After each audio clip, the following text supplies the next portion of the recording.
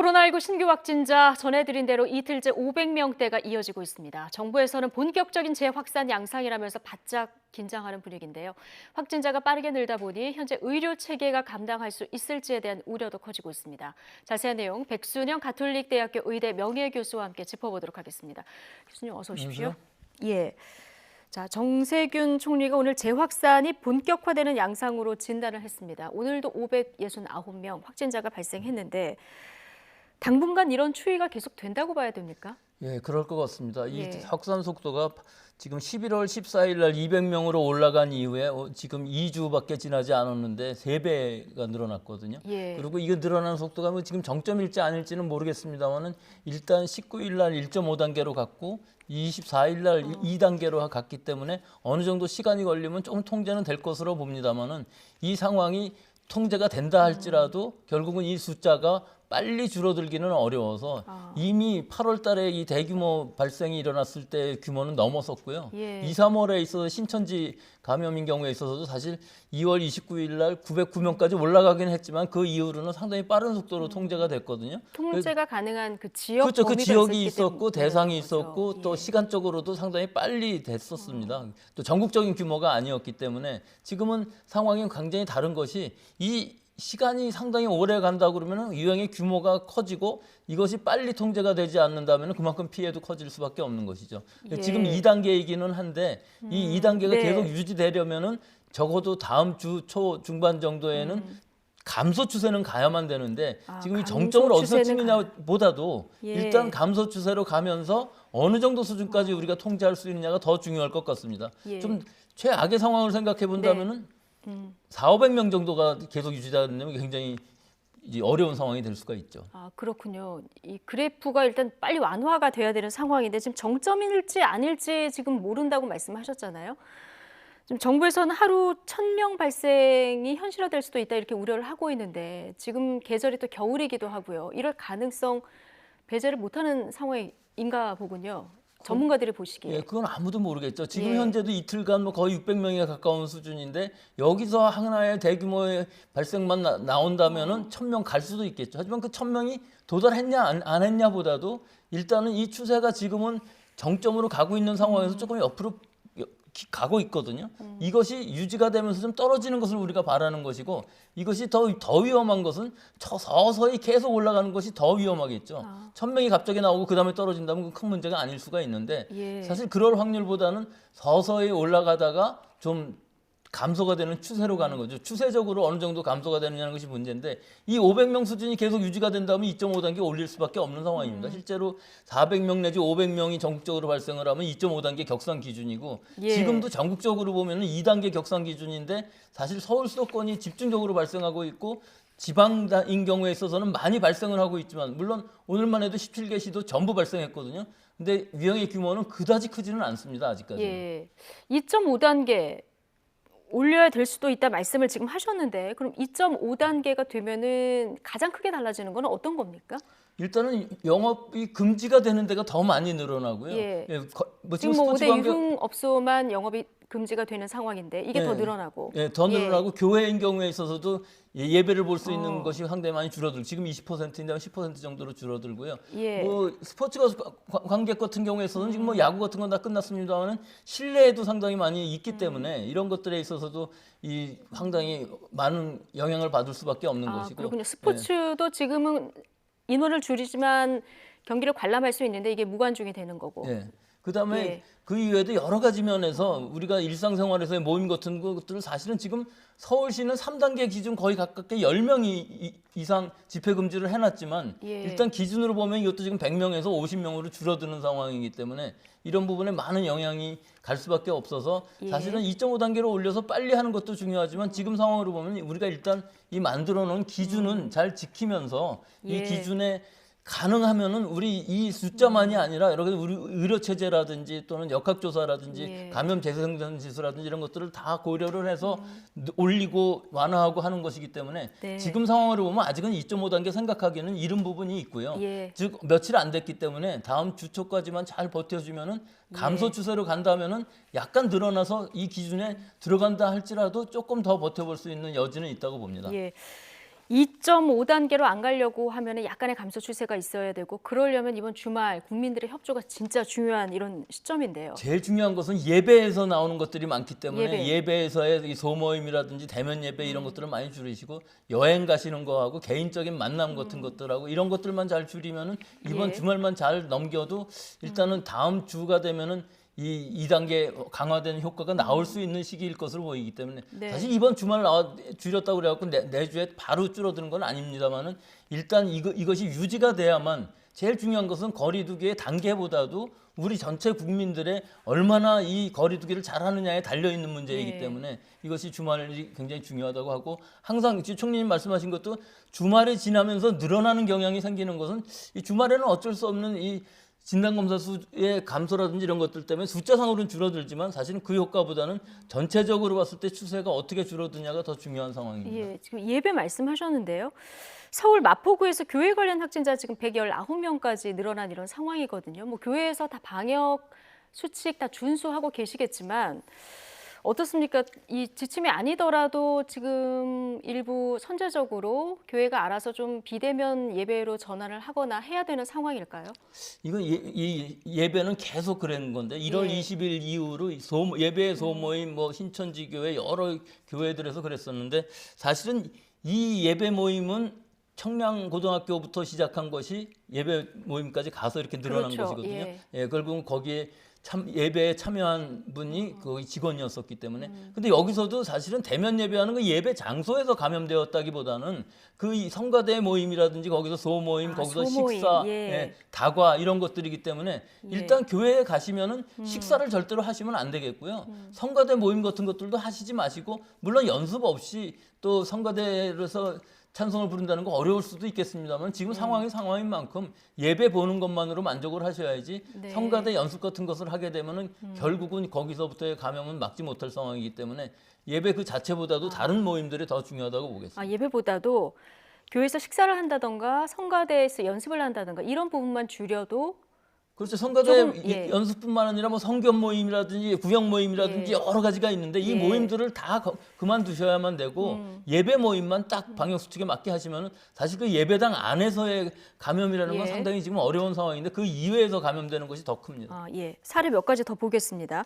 노원구청에서도 지금 10명 넘게 확진 판정을 받았는데 최근에 1박 2일 워크숍을 다녀왔다고 합니다.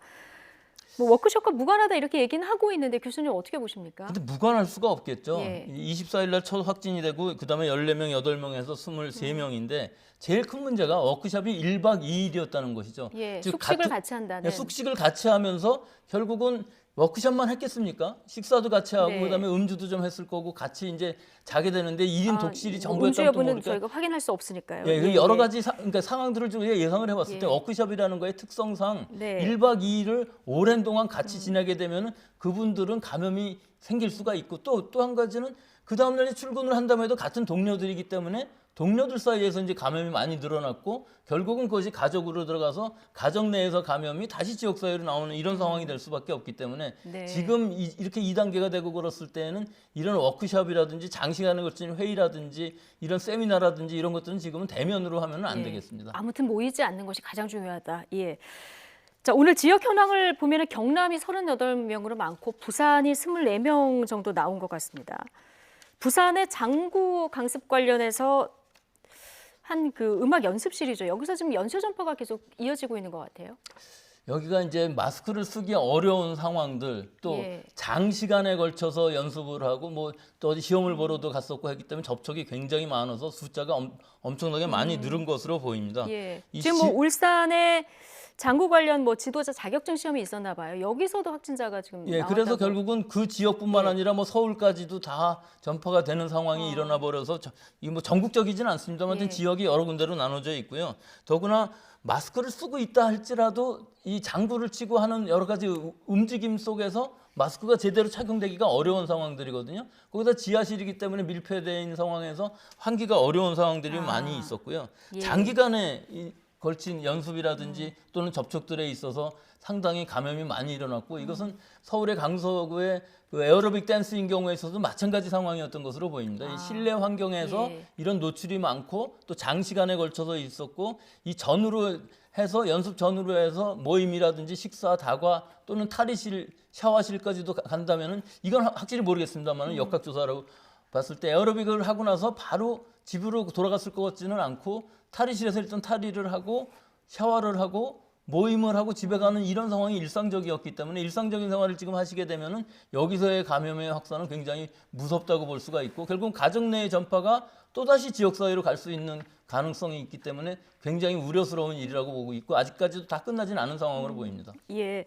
그러니까 밀폐된 공간에서 환기가 굉장히 중요하고 마스크를 쓰고 있는 게 굉장히 중요한데 같은 공간에 만약에 확진자가 있다고 했을 때요. 마스크를 잘 쓰고 환기를 잘 시키는 공간이었다. 이러면은 전염력이 얼마나 떨어지는 겁니까? 뭐 거의 없다고 볼 거의 수가 없다. 있죠. 예, 마스크를 잘 쓰고 있고 거리 두기를 하고 또 환기를 잘하고 한 가지 덧붙인 점은 그 주변 소독을 더 잘하게 되면은 그것은 예. 거의 감염 가능성이 없다고 볼 수가 있는데 사실 그렇게까지 다 하기는 좀 어려운 상황들이 상당히 많이 있고 또 친한 사이에 있어서는 여러 가지 상황에서 서로 마스크를 벗고서 접촉할 가능성이 굉장히 많아서 이게 뭐 단 둘, 셋 정도면 문제가 아닌데 여러 사람들이 학원에서 댄스 교습을 받고 나서의 생활을 잘 되돌아서 생각을 해보면은 상당히 위험스러운 일들이 항상 우리 주위에 있습니다. 그렇기 때문에 이런 부분은 지금은 뭐 그걸 다 그런 행동 자체를 다 금지할 것이 아니라 일단 한다 할지라도 거리두기, 마스크 쓰기, 또 환기 이런 것들을 다 잘하면서 가능하면은 끝나고서 바로 집에 가는 것이 좋을 것으로 봅니다. 예. 마스크 잘 쓰고 환기 잘 시키고 소독하고 그리고 모임하지 않고 이러면 우리가 충분히 이 고비를 넘길 수 있다. 교수님 말씀 들어보면 그런데 지금 최근 들어서 젊은 층 감염도 굉장히 늘어나고 있어요. 이게 수치로도 보이는데 지금 젊은 층이 28% 최근에 증가했다고 하고요. 호흡기 그 중환자 치료가 필요한 젊은 중환자도 지금 19명 정도 된다고 하거든요. 예, 이건 젊은 층은 상대적으로 경증이고 뭐 거의 증상이 없는 경우가 많이 있는데 예. 또 사이토카인 스톰이라고 그래갖고 중증으로 가는 사람들도 상당히 많습니다. 오히려 면역력이 더 강한 사람이 그렇게 갈 수도 있는 상황인데 이건 설명은 잘 안 돼요. 예. 어떤 사람이 그렇게 갈지를 알 수가 없고 또 한 가지는 무증상이라 할지라도 우리 몸 안에서의 변화는 우리가 알 수가 없는 것이거든요. 그래서 예. 이스라엘의 연구 같은 데서 보면은 감염이 된 후 증상이 없었는데도 30일이 지나가니까 젊은 사람들의 남자의 경우에 정자수가 반으로 준다든지 이런 생식세포에도 감염이 될 수 있는 가능성이 예전부터 있었거든요. 사스 코로나일 경우에 있어서도 그런 상황들이 있었기 때문에 지금 다 밝혀져 있지는 않습니다만은 우리 몸의 장기에 다발적으로 감염이 될 수가 있기 때문에 중증으로 가는 것뿐만 아니라 증상이 없다 할지라도 우리 장기의 손상이 어디서 어떻게 일어났는지 어떤 장기가 손상되었는지 상당히 위험할 수가 있기 때문에 제일 좋은 것은 감염되지 않는 것이지 젊어서 경증으로 끝난다 할지라도 그것이 간단한 일이 아니라는 것을 꼭 알았으면 좋겠습니다. 예. 또 하나 걱정되는 부분이 이제 현재 의료 체계에서 감당이 가능할까 이 부분인데요. 지금 항상 늘 최악의 경우를 대비를 해야 되니까요. 확진자가 이제 줄어들지 않고 계속 이 추세가 이어진다고 했을 때 대비를 해야 되지 않겠습니까? 지금 수도권에서도 이미 병상이 다 차가고 있다고 하고요. 그러면 경증 환자들 생활치료센터 그리고 이제 재택 치료 얘기도 나오는데요. 이 기준을 좀 재정비할 필요가 있지 않을까요, 선제적으로? 예, 일단 지금 한 100병상 정도 남아 있다고 그러니까 100병상. 예, 한 2주 정도 지나면은 상당히 핍박을 받을 수 있는 이 상황인데 100병상이라는 게 전국적으로 그렇습니다. 100병상이라는 예, 근데 뭐 말씀이신가요? 서울 예. 수도권이라든지 전남이라든지 경북 같은데 좀 상대적으로 많이 모자란다고 하고요. 예. 또 이 병상이라는 것은 사실은 이거 공적인 병상, 중환자 병상만을 얘기하는 것이고 서울 수도권만 해도 민간 상급병원, 종합병원들에는 상당히 많은 중환자실이 있기는 한데 거기가 비어 있는 병상이 아니거든요. 그러니까 결국 위급한 상황에 있어서는 그 중환자실을 좀 더 잘 운영을 해서 거기서 일반 병실로 내릴 수 있는 환자가 있으면은 좀 빼가면서 잘 조절이 돼야 되는데 그 부분이 지금은 아직은 잘 안 되고 있는 것 같고요.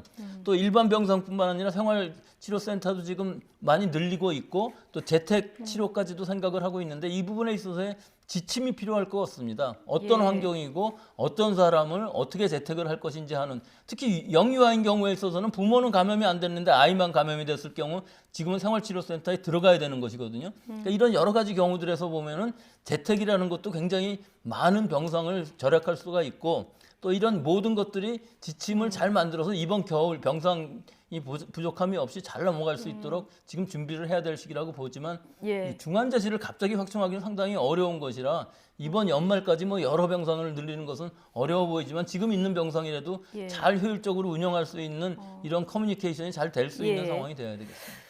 뭐 이 병상 확보뿐만 아니라 이제 간호사들이라던가 의료진 인력도 공백이 있으면 안 되는데 올해 의대생들 시험도 안 본 상황이라서 내년은 괜찮을까요? 좀 어렵겠죠. 예. 결국은 내년에 2천여 명이 줄어드는 상황인 것인데 그만큼 더 있을 수 있는 인턴이라든지 여러 공보이라든지 군의관이라든지 이런 부분이 줄어들기 때문에 결국은 우리 지금 예. 방역에 도움은 주지 못할 상황이 되는 것이기 때문에 좀 아쉬운 면은 있습니다. 네. 뭐 지금이라도 2월 달에 다시 한번 실기 시험을 볼 수 있게 한다면 거꾸로 예. 시험을 본 다음에 필기 시험을 본 다음에 실기 시험을 보는 방법도 가능하기 때문에 한번 더 고려를 해볼 수 더 있습니다. 고려를 해볼 예. 필요가 있다. 마지막 질문 하나만 드릴게요. 지금 상황이 이러다 보니까 치료제와 백신에 관심이 커지는데 지금 아스트라제네카 우리가 확보하기에 가장 접근성이 좋기 때문에 관심이 많은데 이게 좀 적게 투약을 하면 효과가 더 높아진다 이런 발표가 나왔어요. 이거는 어떤 의미인 거고요? 좀 여러 가지 얘기들이 나오던데 괜찮은 건지. 그게 원래 임상 3상 실험을 하면서 이상에서 그 예. 용량을 결정한 다음에 100% 2회 접종을 해야 되는 건데 그 실수를 잘못해 갖고서 50% 예. 접종한 군이 생겨서 그 50% 접종한 군이 오히려 90%로 높았고 100% 접종한 군은 60%밖에 안 됐습니다. 근데 여기서의 문제가 뭐냐면 이 접종한 군이 숫자가 너무 적었다는 거예요. 예. 또 하나는 고령자가 없었다는 겁니다. 이 군에는. 그래서 아스트라제네카인 경우에 있어서는 사실 영리 목적으로 하지 않겠다고 했기 때문에 우리가 신뢰는 할 수 있습니다만은 예. 지금 임상 3상을 하면서 이 최종 결과가 아니고 중간 결과이기 때문에